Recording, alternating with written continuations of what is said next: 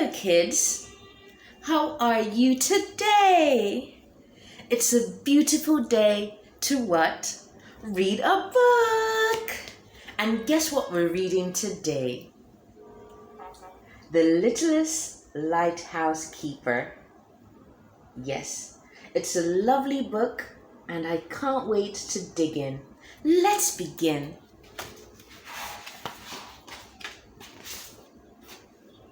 Henry loved to be by the sea.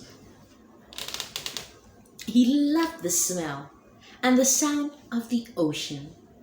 He lived in a lighthouse by the bay and helped the old lighthouse keeper. Henry squeezed through the tiniest gaps and reached the highest cogs. The lighthouse ran like clockwork. In return for all his hard work, Henry's stomach was always full and his nest was overly cozy. Today, Henry had been busy at work all morning when he noticed something. The lighthouse was quiet. The only sound was the tick-tock of the old keeper's clock. Henry scampered downstairs. The lighthouse keeper had gone. All he had left was a note saying, "Gone to the dentist." But he had forgotten one very important thing. Henry could not read. Henry climbed sadly back to his nest. Tap, tap, tap. A puffin was tapping on the glass. "Are you hungry?" she said. "I wasn't sure if you ate fish like me, so I brought you this." Henry pushed open the window. What a feast! Berries, nuts, and seeds. "Oh, thank you," said Harry. "This is perfect. I was so hungry." With a full stomach and a new friend, Henry returned to his shores. There was one job Henry had never tried on his own.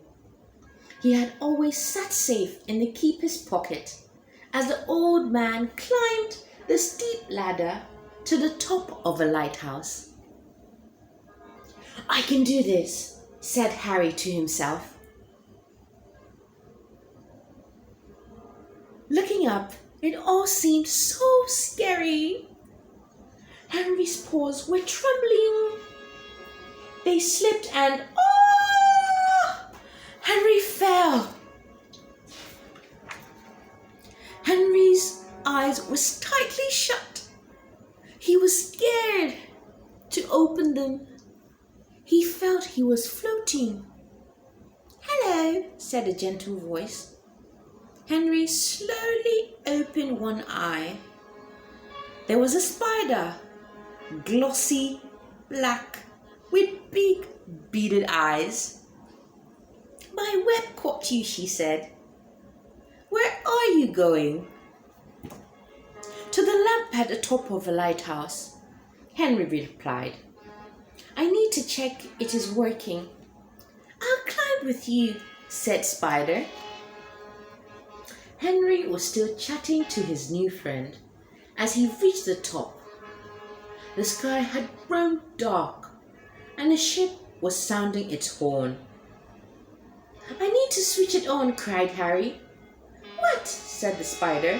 "The light," Henry called. "It will guide the ship." Henry pulled and pulled as hard as he could.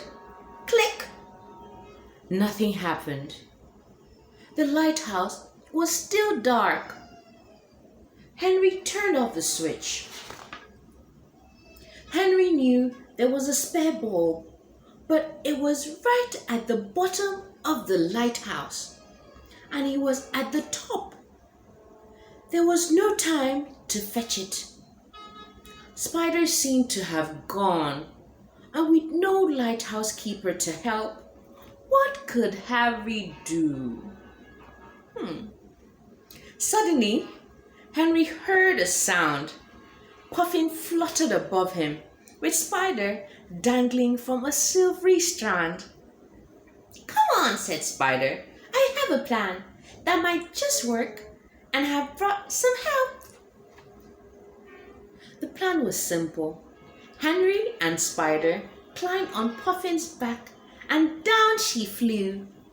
Spider spun a web and they put the spare bulb safely in it. Quickly, they hopped on Puffin and off she flew to the top of a lighthouse. Spider and Henry hopped to the floor. Henry took out the old bulb and screwed the new bulb in place. What had seemed impossible for Henry on his own had been easy for the three friends working together. They smiled. Henry pulled the switch. A bright beam of light shone across the bay. "We did it!" cried Henry. The friends cheered as they watched the ship sail safely away from the sharp rocks below. Henry was so tired, he did not know he had fallen asleep until his nose twitched with a delicious smell. Sizzling bacon. "Hello, Henry," said a familiar voice. "I'm so sorry I had left you. What a wonderful job you have done," he said. You may be the littlest lighthouse keeper, but you make a really big difference." He gave Henry a special little lighthouse keeper cap. And he didn't forget Henry's new friends either. Spider could spin her web whenever she wanted.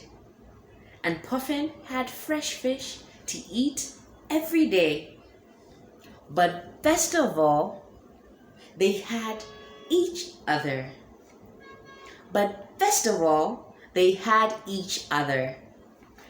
The end. I loved reading this. Did you? The Littlest Lighthouse Keeper. A lovely read today. I will see you tomorrow. Have a lovely day. Mwah. The Lighthouse Keeper by Haydee and Daniel Haworth. Voiced and read by Rachel. Bye-bye, kids.